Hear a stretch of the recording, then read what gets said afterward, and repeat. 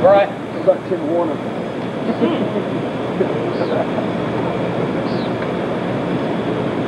Well, where do we start with this?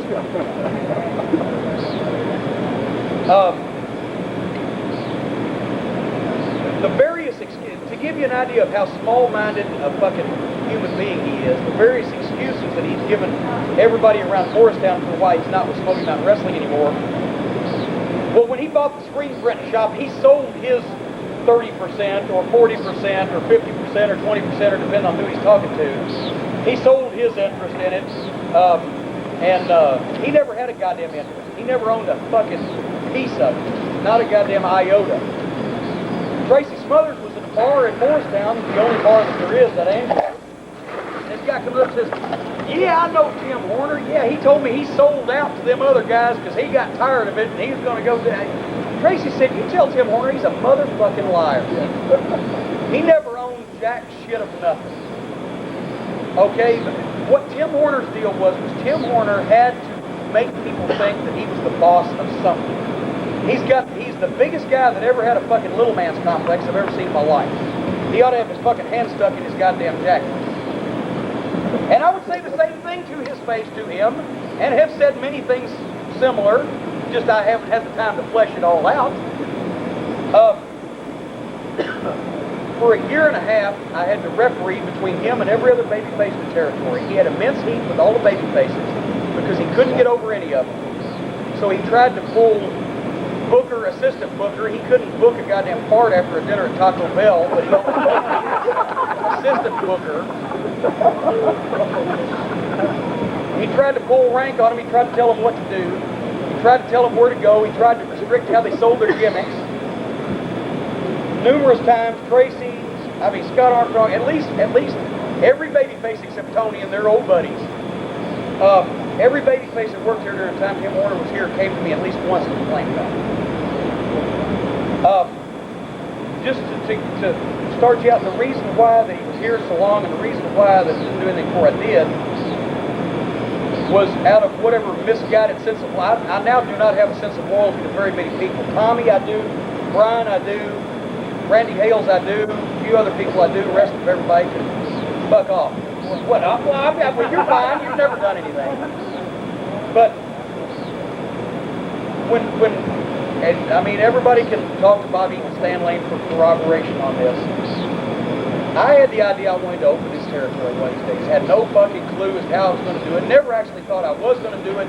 Never thought I would have the resources or the ability to do it, but we'll book it in the car. It'll be fun to make the trips go better. And we started doing that in '88. Okay? And then when shit was really sucked in WCW, Horner was there, and some way or another, we sat down at a TV one time in Gainesville and found out that we had similar ideas. His idea was to get a TV on in Knoxville and to run a territory just around Knoxville. Not even as big as the old Southeastern territory because they had other TVs, but just around Knoxville. I later came to find out the only reason he wanted to do that was so he could be the booker, the boss, and the goddamn champion and wear the fucking belt. He didn't say that at the time, and I didn't fucking figure it out because I was miserable. So I said, hey, if something ever comes of this, then we ought to get together. He lived in Morristown, knew a lot of the towns, etc. Just, what the fuck, seemed like a nice enough guy. Okay, great. Oh, they're looking at us out the windows now. He had found a guy in Knoxville that wanted to put up $15,000 or $20,000 or something, some ridiculous low amount of money to get TV on just in Knoxville, blah, blah, blah. That wasn't going to do it. I told him about the idea of moving territory, which was actually then substantially different than it is now, because I didn't know how hard it was going to be getting television, but I hope we'll grow into it one of these days. But anyway, so I went out and found a way to do it. I called him up, told him, hey, we're doing this. Okay. And we started making plans and everything. And he's the one that he got us in East High School where we did our second TV taping. And, he did a variety of stuff, helping to set up and everything. So I felt like that I owed him out of loyalty. But the problem is, it became obvious to me as things went on, number one, he thought this whole thing was his idea and I had gotten it from him. Number two, he always had a bigger sense of his own importance and worth, evidently, than everybody else did. I mean, this would be a good 4-hour car ride. I've told some of the boys these stories, but he got upset when he never got the belt. Visibly upset, emotionally upset, to the point where when we did a call-in one time down in Kingston, Tennessee, some caller made the statement, well, how come you ain't never been a champion? And he was, well, you remember I beat the Dirty White Boy on TV, but they reversed the decision. And he tried to block a lot of the other baby faces. A lot of that shit. I mean, it just, it went on. But I wasn't aware of this. I wasn't open to it a lot. I wasn't looking. Some people were telling me. I refused to believe Tim was actively subversive. I just thought Tim was just basically bland and colorless and didn't know how to do too much of it. But golly, Tim's one of us, so we're going to keep him here regardless of what, forever. Then I started hearing stories about him knocking to the other guys in the other locker room. And, where he make jokes and everything about, well, if this would have drawn, if they'd have done such and such and that, well, yeah, he's an idiot, whatever, but, well, fuck him, I'm sorry. That ain't going to work. Last year, I guess it was it was in, no, it was the year before, as a matter of fact. It was November of '93. Tim had been on the shows for like 2 years. His wife won't let him get juice. His wife runs his fucking life. His wife tells him every goddamn thing to do. His wife won't let him get juice. So that right there limits the angles he can be involved in around here. They were having a baby. He'd been on all the shows for 2 years, and I thought, Jesus Christ, what the fuck else can we do with Tim right now? He's fixing to have a baby. Let's take him off the shows. Let's have him do other things. Let's have him be the PR guy. He dressed up great in the suit. He's a hometown boy, good-looking guy, wore a great suit. Figured, okay, he can go and he can get sponsors for the spot shows. He can go and he can sell sponsorships like that I do with Spectrum Rents and Classy Motors and all that stuff. Fair shows. He had gone to the fair convention that year. Well, he can be the guy that signs up all our fair shows. He already was running merchandising, right? So there, he can help Pam. So there, his plate would be full, and he would get a weekly salary for doing it. And so that's when we did a thing with the mummy, and I know, don't even tell me. But the mummy hurt him at Thanksgiving. He was off the road, so he could be home. He had a baby. He could make money for taking no bumps. He could freshen himself up by not being on the shows, put him in a suit. Every once in a while he could trace out on an interview and be an official. Can somebody see if there's a Sprite left in the cooler? Here's a colder one. Anyway. Cold one comes. The ice cold. So anyway, fine, he got a weekly salary. And those were his responsibilities. And December and January and February and March went by. And in April, after the Bluegrass Brawl, all our houses went to shit. And we were taking in no fucking money. And I looked at this payroll that I had, and he was making the same money that I was. And of course he'll deny that to you, but he's a goddamn liar. And I'll show him my fucking paycheck stuff. He's making the same money as me and Sandy. Me and Sandy make the same thing. He's making the same. I was paying him what we. I looked at that after 4 months, and he wasn't producing nothing. And we were having a hard time paying all the bills. That was before I'd cut a lot of the unnecessary things that I thought they were necessary and found out after you do without them for a while they were necessary. And so I told Tim, I said, Tim, I said, you're going to get your money, I said, but I ain't going to be able to give it to you for a couple weeks. Because I've got to pay these bills to keep us in business first, and I got to pay the guys because they're what draws. Well, that's when his wife got involved. So I was behind 3 weeks on paying him, right? He's been working here for 2 fucking years. And I had already gone and told him, hey, I'm going to have the money, but I ain't got it now. You got to take care of these bills. His wife gets up in my fucking face in Morristown holding the baby. The only reason that she didn't get cut, I will not cut babies, at least when they're 3. I said, this ain't right. Tim's more important around here than that. Yeah, that's where he heard that at the breakfast table every morning. You're the one that ought to be running this place. You're the one that's important around here. You. That's what he heard. Nag, you. Brought a point to his head. Remember Kevin Sullivan, you talked about a point? You ever hear that?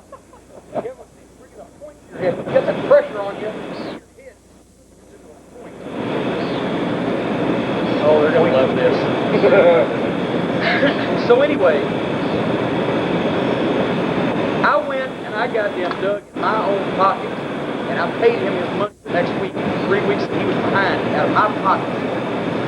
So he'd be caught up, so I didn't have to yell at his wife, which I would if she said anything else to me. And then I knew we'd have to fight, and him I can't do. So I'd have to shoot him. I'm serious. I don't want to go to jail. But, you know, if a guy steals a video camera from me, I bash his car in with a baseball bat. If a guy beats me up, I think I'm not going to shoot him before I think about it. So I didn't want to go to fucking jail. So I said, okay, so I paid him out of my pocket. That's when I hear that the fucker that I've paid out of my pocket that I'm carrying on the payroll is knocking me and telling the other boys, the baby face over here, what an idiot I am or whatever. Although the one time that I fired up at him on TV, I noticed that everybody, when he stood up, everybody else stood up, and everybody else started coming over this way instead of backing him up. So I don't think I would have had any problem because everybody hated him anyway. But I called Sandy on the phone and I said, okay, let's examine this. I want you to help me. I want you to tell me if I'm missing something. I want you to tell me if I'm mad and I shouldn't be, if I'm not looking at this the right way. I said, Tim's running merchandise, right? Well, merchandise is in the hole. Tim's supposed to get sponsorships, right? Of all the sponsorships that we have gotten in the last 6 months, I got them. Tim didn't get one. Tim's supposed to get us towns, right? Get a weekly salary for 6 months. Well, okay, December, January, February, March, April. 6 months. 6 months. We got one town. Fair show. How many we got this year? 2 fewer than we had last year.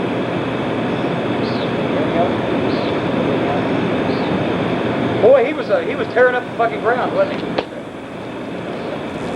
Sandy, I said, Sandy, disagree with me if you need to. He said, I can't. So I told him, I said, I got to take you off the weekly guarantee. I said, I'm going to put you on one to wrestle. I said, but that's when he came up with the ninja gimmick. I was still going to have this fucker on the cards. I still did not just have balls to just say, please go home because you serve no purpose. Because I felt like that, you know, that wasn't the thing to do.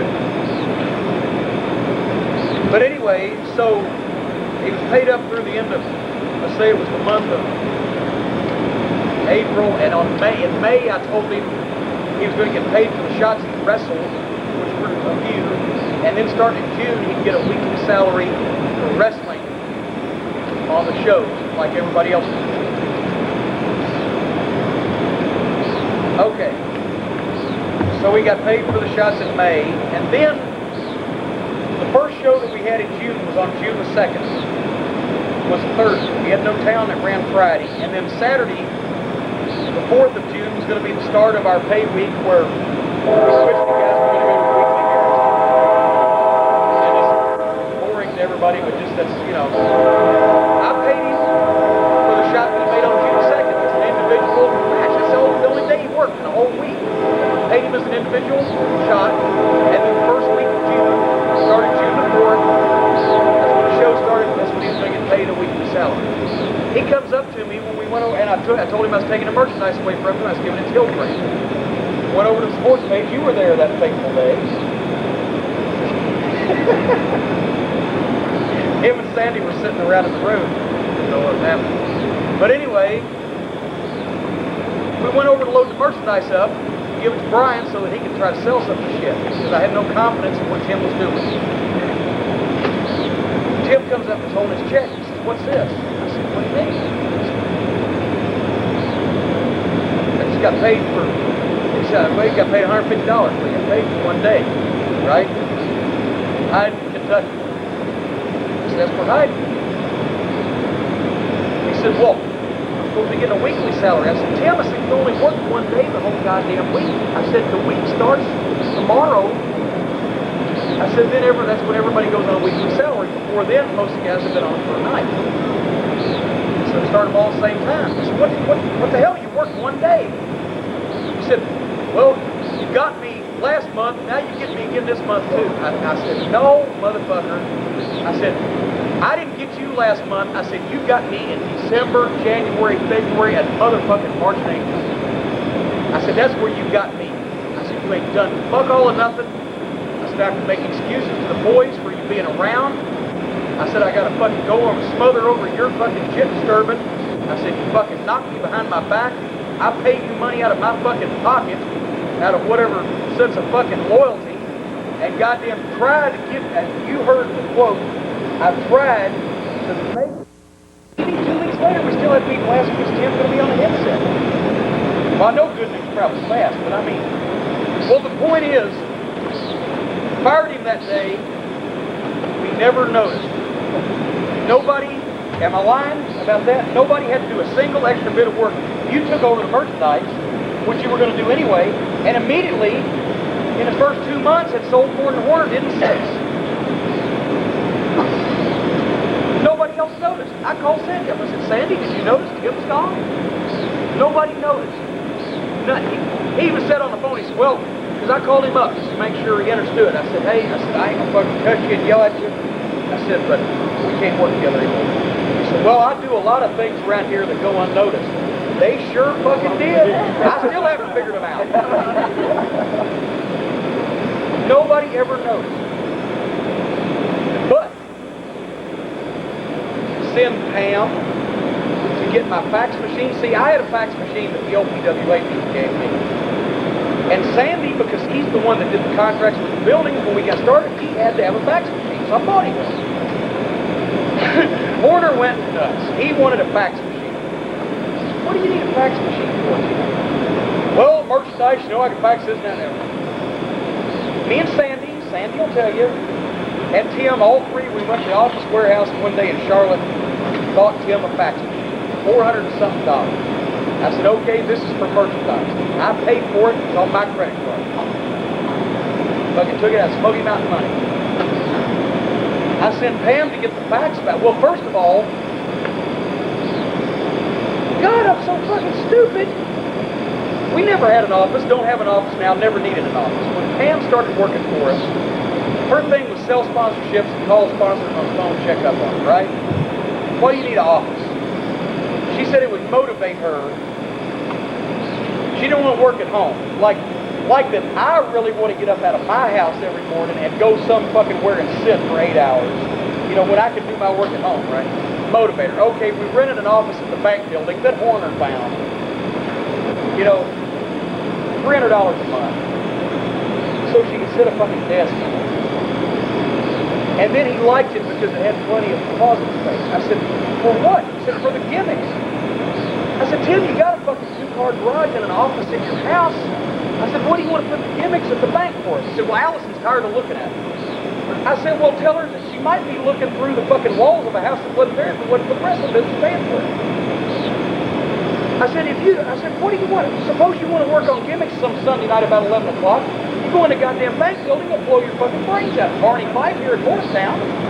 They can try to rob the bank.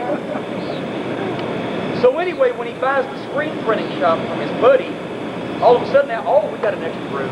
So they moved from the office there to the screen printing place. Pam idly says to me, shit, now I won't be able to go next door and fax things like I was at the bank building. I said, go next door? I said, Horner's got a fax machine. I said, you need it more than he does. What does merchandise need a fax machine for? I said, go tell him to give it to you for the office. So he brought it all right to the sports page. That's the screen printing place. He didn't put it in her office. He put it in his office. I sent her to get it. What's mine? I ain't giving it up. $400 something fax machine. kept that. Fucking, I still say there's plenty of shit that we've had to go along with that ring missing over here. Who knows, whatever, and some merchandise. But then also the ring truck. We bought a used ring truck after we've been in business about a year. So fuck this, you know, it's getting too expensive. Let's buy us a used truck. We found one for $7,500. Big old former U-Haul gimmicks. Geez, I don't want to pay for that son of a bitch. You know, at one time, that would kill us. So we're a brand new company. Warner goes to his friend at the bank, and he comes back. He says, "Hey," he says, "I can get a loan, pay it. We can pay like $500 a month. He'll give me a great interest gimmick, and you know all that stuff." I said, "That's great. So we'll pay $500 a month." So Horner gets the loan. Well, you know how stupid I am. The fucking truck goes in his name. Hello. Well, I mean, it ain't doing him any good either, as I'll explain later. But he puts the truck in his name, and the loan's in his name. So every time Morristown does good, or whenever we have a town that does good, Sandy gives him the $537 and gets a receipt. But it just says truck payment $537, signed Tim Horner, nothing on the loan receipt or whatever. So we pay the fucking truck off. Then when I fired him, it had already broke down. We went through 4 engines in the truck. The engine blew up. We got a new one. Oh, that was Horner's job, by the way. Fucking,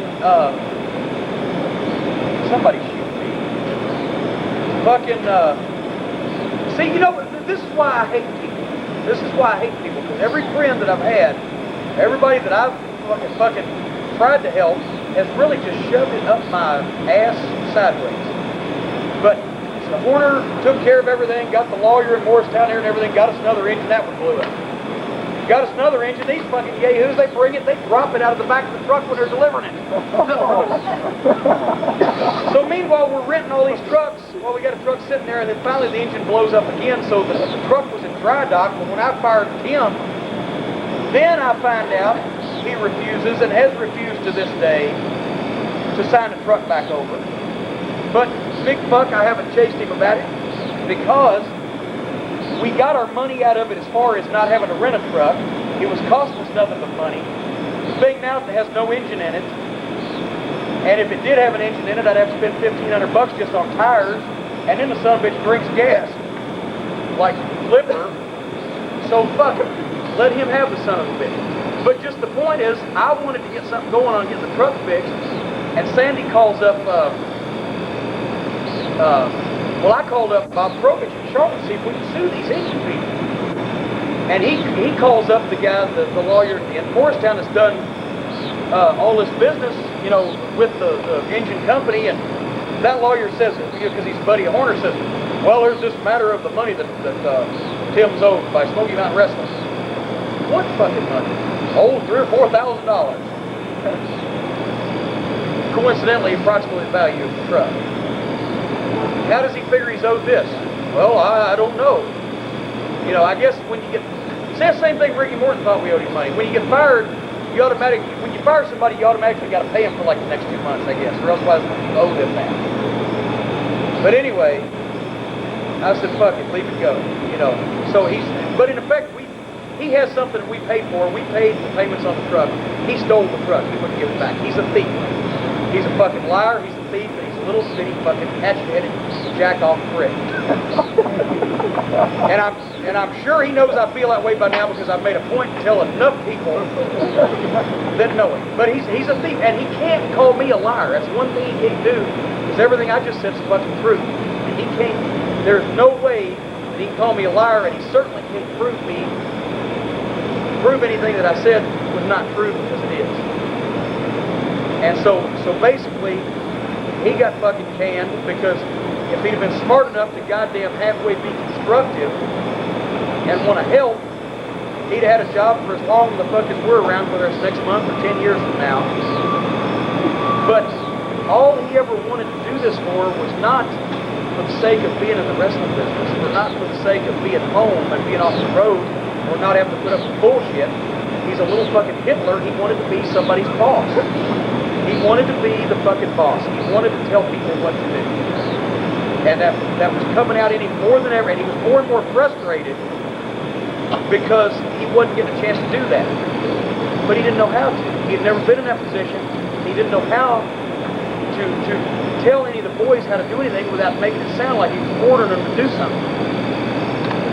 And that's the scare. And he was legitimately upset that he was never the champion. I told him one time, I said, Tim, if this was a movie, you'd be the best friend. I said, that's your thing. But anyway. He'll still tell you how he and Brad Armstrong got fucking bucked 20 million times over in, every place they ever went as a team. And I always felt like saying, God damn, if poor old Brad had a partner that's, better than a fucking jar of oatmeal, then he might have, got somewhere too. There, yeah.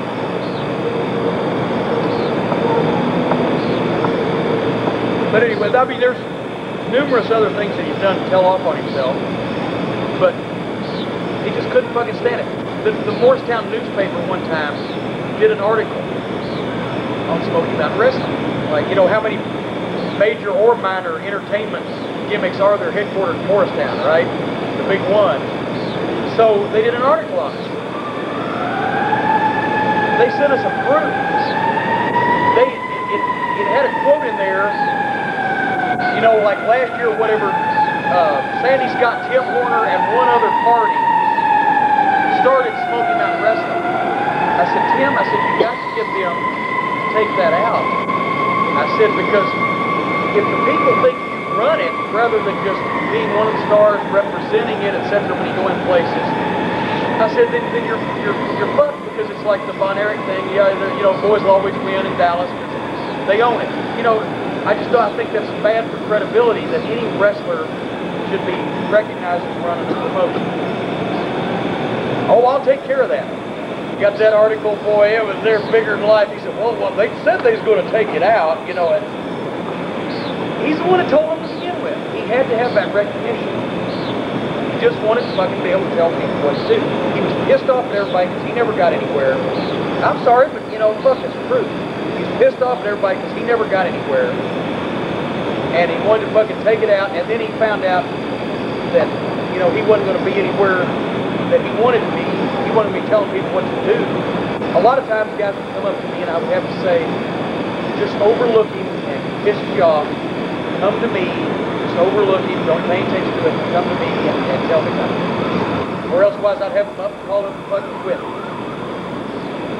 So anyway, that's what the basic problem was, and I'm sure he loves his position in WCW now.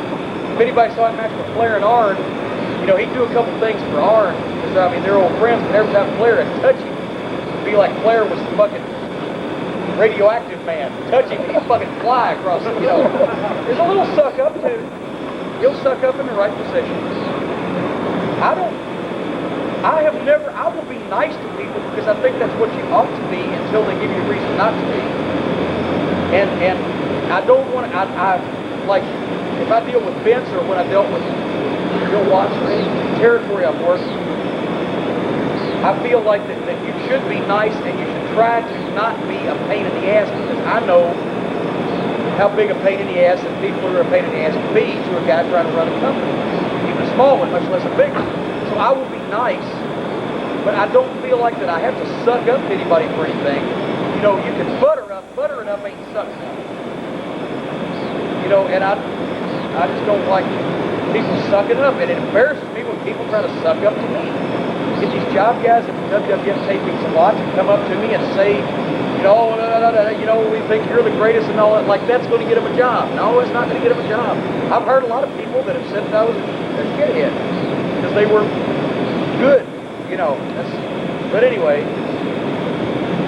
that's Horner. That's the Horner story. Okay. Well, they don't have any written guidelines, but you can't say a lot of shit on it. You cannot say almost anything. And truthfully, somebody brought something to my mind this last time I was up there that I had not thought of before. And I can see it because I know how unreasonable people are and how much a jack-off people are. their violence guidelines are not so much because of the complaints that they would get, although they get complaints because they're on the bigger markets. So, you know, you got people in top 10 markets that just sit there every day and stare at the TV and wait for something to complain about. That's their job. They do get some complaints about violence and stuff like that, but it's more from the people that give them the sponsorship money. Whether it be, we told me about this last week, whether it be the Stridex or the Dominoes or whatever, it's not necessarily the complaints, it's the threats of complaints. If they think that if they put anything on there that is objectionable to Domino's, Domino's may say, oh shit, if they get complaints, then we'll, you know, be hooked in with it. We better not give them that money. We better go give it to somebody else. So that's what they're trying to protect, is the sponsorship money, which I guess is understandable, but it's just, god damn, it's hard to do wrestling without violence. You know, that's kind of like milk without liquid. You know, it just doesn't work. But, you know, I mean, it's almost comical sometimes.